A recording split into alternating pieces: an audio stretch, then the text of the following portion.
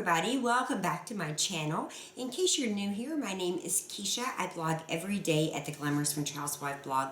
I mean, like every day. The link is below. It's also up top too. So I am back today in my kitchen to make one of my most favorite snacks of all time. So have you guys seen these? These are the Seneca apple chips. So have you seen those in the store? I've done a review on these. I love them, but if you want to check out the review in full, you can click on the link that's going to pop up. These are the original. They also have them in caramel and some other flavors. But let me tell you, these have more than just apple in them. It's apples, canola, and sunflower oil, sapphire oil, corn syrup, citric acid, and vitamin C. And even though these are much better for you than, you know, like a big bag of Ruffles, they're still not like healthy because they got all that other stuff in them. So I'm going to show you today a very simple recipe on making your own apple chips. So I like to use a variety of Granny Smith, Gala, honey sweet. I just like to have variety, and of course these are going to be better when you are in apple season, but you know, you can definitely find some wonderful varieties in your store, and you can use basically any of the apples that you like. So I'm going to show you exactly how to make it. There's only 3 ingredients. You got your apples, of course, and then some sugar. I mean, it doesn't hurt just to have a little bit, I don't think. You definitely can make them without any sugar, or you could use a sugar substitute. And if you wish, some cinnamon. And I'm going to be coring the apples and slicing them, but we're not going to be taking the skin off. We're not going to peel them. And I'm going to be using my mandolin. Now, this is a Genius mandolin. It's what it's called, actually. And part of it, the top of it, looks like this. And you can put your potato in and push it down. And it stores the mandolin and all the different ways to, you know, slice up stuff. So I'm going to be using my mandolin, but you could use just a big old knife and just slice them thinly. It doesn't really have to be a mandolin. I just find that this works best to get them exactly the same. You have to be careful of your fingers though when you're using a mandolin. To core them, I'm using this new Good Cook apple core. The kind of apple core that I have, where is it? Is this one, which I think probably everyone's seen. This just won't work for this recipe, so I went out and got another apple core because I was just using my knife before and it wasn't as nice. But this will work easy. I'm going to wash it before we get going. And if you want to see how to make these, it's super simple. You're going to want to preheat your oven to 200 degrees. It's low and slow. I'm going to be using just 2 cookie sheets. And I'm not putting a silpat down. I'm not putting any parchment paper down. They're going right on the cookie sheets. I find they get more crisp that way. And really, you know, it just depends. I might be making 2 batches. Usually I can get 3 apples total on 2 trays. So we'll see if that applies today. These Granny Smiths, though, are rather large. And if you want to see how to make this, just keep watching. I'll show you exactly how I done it. It is so simple. It's unbelievable. And they're so healthy and delicious for you. So let's get making them. Okay, so here we are. I'm just taking the cores out of the apple, just the middle of the apple. Now, this little tool makes it so handy. You can find one of these anywhere. And I'm going to use 2 breads and 1 Granny Smith. Now the skin is going to be on these apple chips, so I washed them really well. I also took a towel to them, and I have a towel over here because sometimes this can get messy, but you know, apples are juicy. So you just take the core and you just stick it straight down in the apple like that. Turn it, and the bigger the apple, the harder it is, but you just turn it like that and pull straight out. And look at that. That's the middle core of the apple. How handy is that? So I've washed all of these really well. And I got my oven preheated. It's already ready. There we go. How nice is that? Okay, so let's discard these and get them out of the way. You could definitely put them in your juicer if you wanted to make juice, but I'm not doing that. Okay. So I have my handy mandolin right here. This thing is so handy. But again, you could definitely use your kitchen knife and just be careful when you do it. And try to get them thin. So, we're just going to run the apple chips right along, or the apple pieces. And some of them will be thin at first, too thin, especially right at the beginning. There we go. And this little thing is so handy. You'll see why. Because it just makes it easy on me. And all the apple pieces fall into the bottom, or whatever you're using this for. But be careful when it gets low. And this has this little thing that you can put right on here. So you don't get in any danger of running your finger across there. If you don't have a mandolin, I highly suggest you just make the investment and get one. It makes your life so much easier.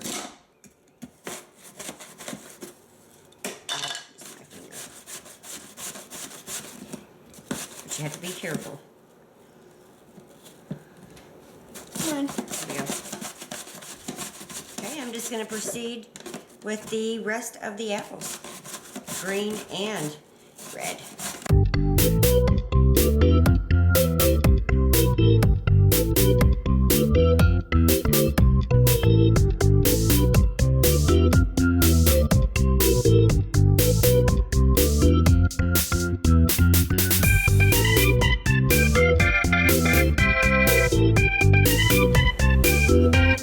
Okay, so I'm just laying out the apple piece on the cookie sheet. Now these are super thin, and if you cut them, you can't like overlay them, kind of like what I'm doing, because they will cook at different rates. But these are thin. You can see how thin, and it's okay if they touch each other just a little bit in this process, if they're that thin. If they're really thick, you're going to want them, you know, definitely just in one single layer. I've made them both ways. I don't know. I like them a lot with the knife because they're a little bit thicker, but these are perfect too. And just remember, if you know somebody like whose birthday is in like October or November, you know, when apples are really coming into season, you could definitely make this as a little homemade gift because they are so good.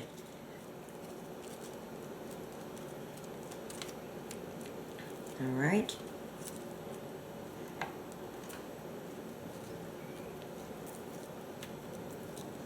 I'm going to be moving these around a little bit, so ones that are on top will be fine on bottom.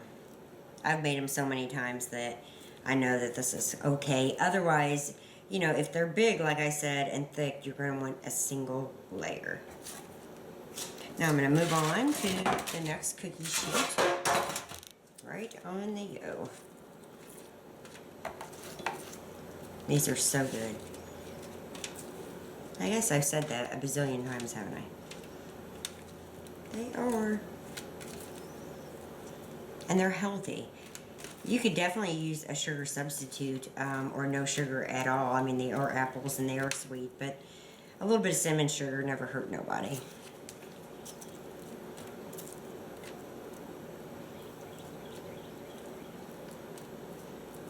A little cinnamon sugar never hurt anybody. It's fine.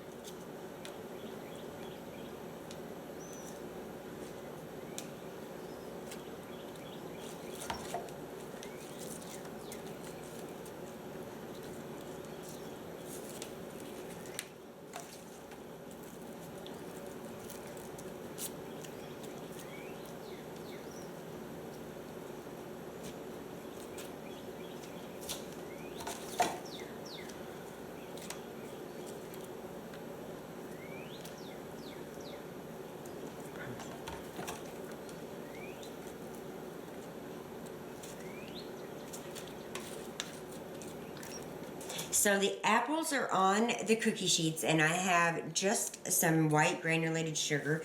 I'm just going to sprinkle that over them. And since I have them just a little bit layered up, not much, I'm just going to pick a few up, make sure they're dusted well. Like I said, you could definitely use a sugar substitute if that's more your thing. Definitely do that. And we're going to be turning these, and one of the reasons I don't mind so much with the layering of the apples is because I like some more chewy than others. Sometimes they're great crispy, but you know, one of those chewy pieces are really good too. I'm taking just a little bit of cinnamon, sprinkling it over. I can't have a lot. It's really strong spice for me personally, and if I have too much, it will give me a bad headache. But a little bit's fine.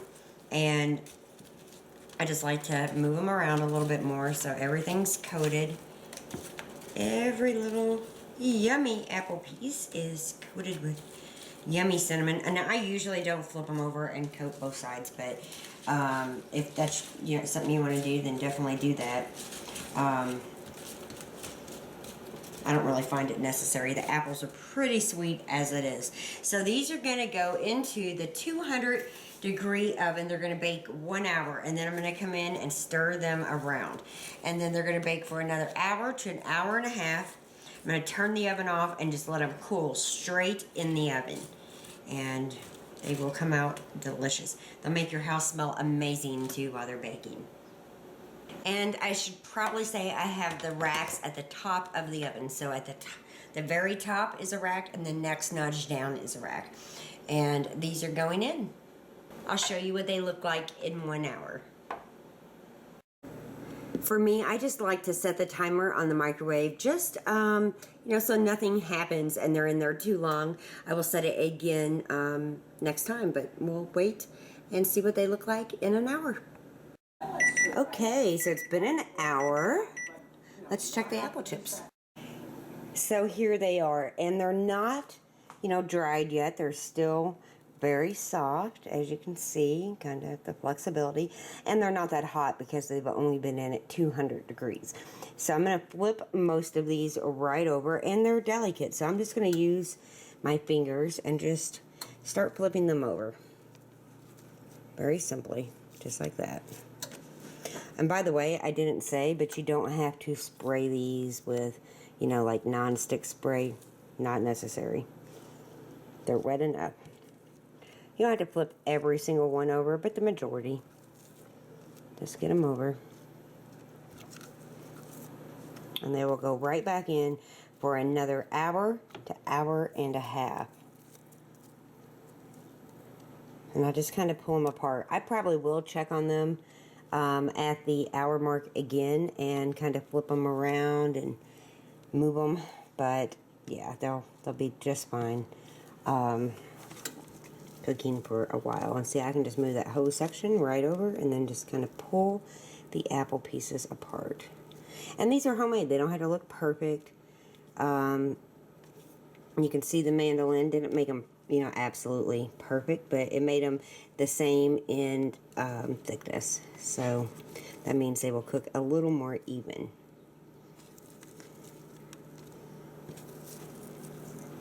Just be careful with them. Remember, they're delicate.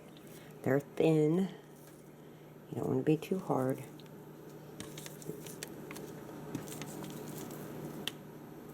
And I really don't ever have any trouble about layering them up like I am. They will do just fine. The more you move them around, once they start drying out a little bit, the better you are, but they are fine.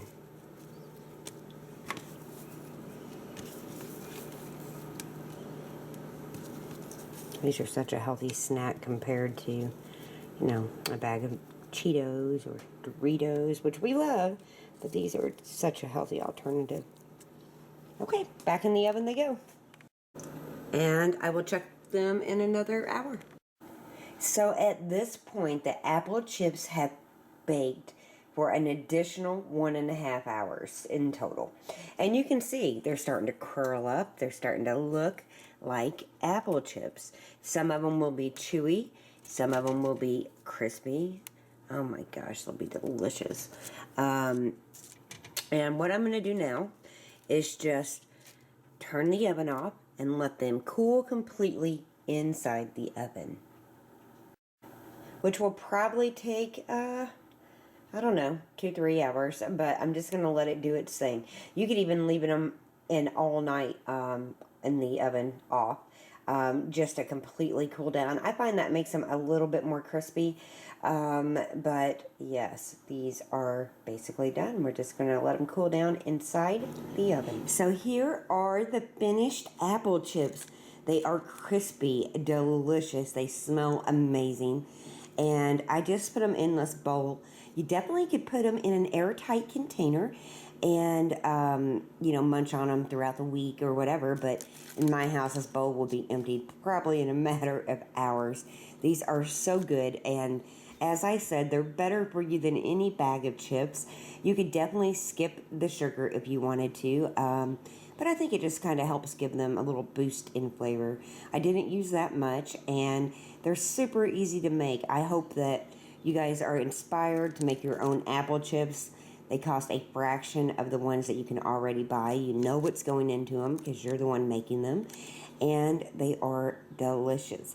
If you have any questions or comments, please leave those below. You can check out more on my blog at kjaggers.com. The recipe is there, and it's also in the down bar. Thanks again for watching. Bye-bye.